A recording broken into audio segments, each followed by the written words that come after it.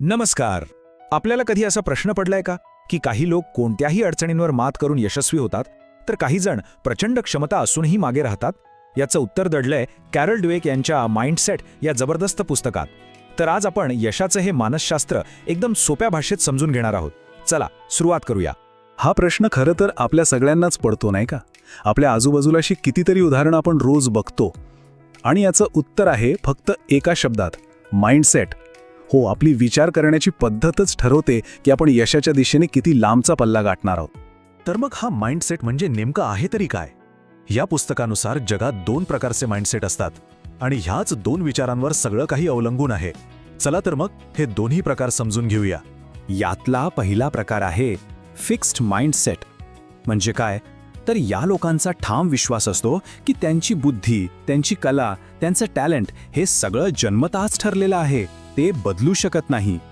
त्यांच्यासाठी एकतर एखादी गोष्ट जमते किंवा जमत नाही, बस, मधला काही प्रकारच नसतो. आणि याच्या अगदी विरुद्ध दुसरा प्रकार आहे ग्रोथ माइंडसेट. या विचारसरणीचे लोक मानतात की त्यांच्या क्षमता, मेहनत, सराव आणि योग्य नियोजनाने वाढवता येतात. त्यांच्यासाठी बुद्धी किंवा प्रतिभा ही फक्त एक सुरुवात आहे. खरा खेळ तर प्रयत्नांचा असतो. आता इथे बघा, दोन्हीतला फरक किती स्पष्ट आहे. एकीकडे फिक्स्ड माइंडसेट असलेली व्यक्ती आव्हानांपासून दूर पळते, तर दुसरीकडे ग्रोथ माइंडसेटवाली व्यक्ती आव्हानांना एक संधी म्हणून स्वीकारते. एकाला वाटतं प्रयत्न करणं म्हणजे कमीपणा, तर दुसऱ्याला माहीत असतं की प्रयत्न हेच प्रगतीचं दुसरं नाव आहे.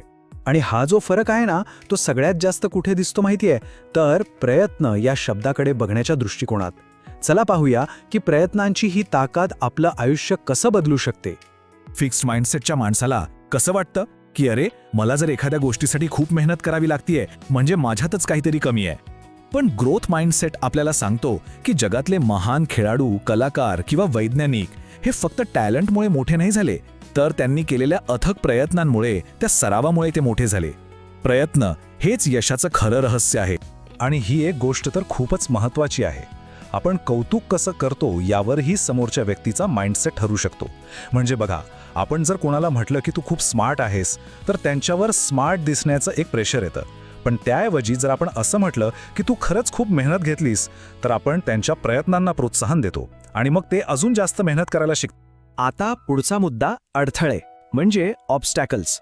एकासाठी जिथे रस्ता संपतो, तिथेच दुसऱ्यासाठी एक नवी संधी कशी तयार होते, हे सगळं माइंडसेटचं खेळ आहे. चला बघूया. विचार करा, फिक्स्ड माइंडसेट समोर आलं एक मोठं आव्हान. तोंडातून पहिलं वाक्य काय येणार? मला जमत नाही. संपला विषय. हे एक पूर्णविराम आहे. इथे शिकण्याची, पुढे जाण्याची सगळी शक्यताच संपून जाते. जणू काही आपल्या क्षमतेवर शिक्कामोर्तबच झाले. पण ग्रोथ माइंडसेट इथेच तर जादू करतो. फक्त एक छोटासा शब्द जो सगळं चित्रच पालटून टाकतो. ती व्यक्ती म्हणते, मला अजून जमत नाही. हा अजून शब्द इतका शक्तिशाली आहे ना, तो सांगतो की जरी आज जमत नसलं तरी भविष्यात प्रयत्नांनी हे नक्कीच जमेल. हा शब्द अपयशाला एका तात्पुरत्या थांब्यात बदलून टाकतो. आणि ह्याच विचारातून अपयशाची व्याख्याच बदलून जाते. ग्रोथ माइंडसेटमध्ये अपयश म्हणजे तुम्ही वाईट आहात असा शिक्का नाहीये. नाही, ते फक्त एक प्रकारचं इन्फॉर्मेशन आहे, एक फीडबॅक आहे की हा मार्ग चुकला आहे, आता दुसरा मार्ग वापरून बघूया. अपयश म्हणजे शिकण्याची एक संधी.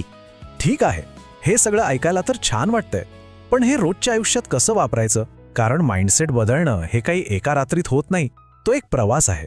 चला, या प्रवासाची सुरुवात कशी करायची ते पाहूया. ग्रोथ माइंडसेट आपण कुठेही वापरू शकतो. नात्यांमध्ये समस्या आल्यात का? पळून जाण्याऐवजी संवाद साधा. कामाच्या ठिकाणी चूक झाली, त्याला अपयश न मानता एक नवीन प्रयोग समजा. आणि पालक असाल तर मुलांच्या हुशारीपेक्षा त्यांच्या मेहनतीचं कौतुक करा.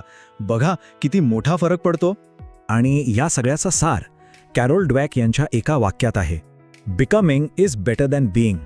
याचा अर्थ काहीतरी बनलेलं असण्यापेक्षा सतत काहीतरी बनत राहण्याची प्रक्रिया जास्त महत्त्वाची आहे. यश हे डेस्टिनेशन नाहीये, ती एक कधीही न संपणारी जर्नी आहे. सतत शिकत राहणं, स्वतःला सुधारत राहणं हेच खरं जीवन आहे. आणि शेवटी एकच गोष्ट लक्षात ठेवली पाहिजे: आपल्यात असलेलं टॅलेंट ही फक्त एक सुरुवात आहे. आपण किती उंची गाठणार हे सर्वस्वी आपल्या माइंडसेटवर अवलंबून आहे. कारण आपला विश्वासच आपलं भविष्य घडवतो. आता स्वतःला एक प्रश्न विचारा: आपला माइंडसेट आपल्याला पुढे घेऊन जातोय की मागे खेचतोय?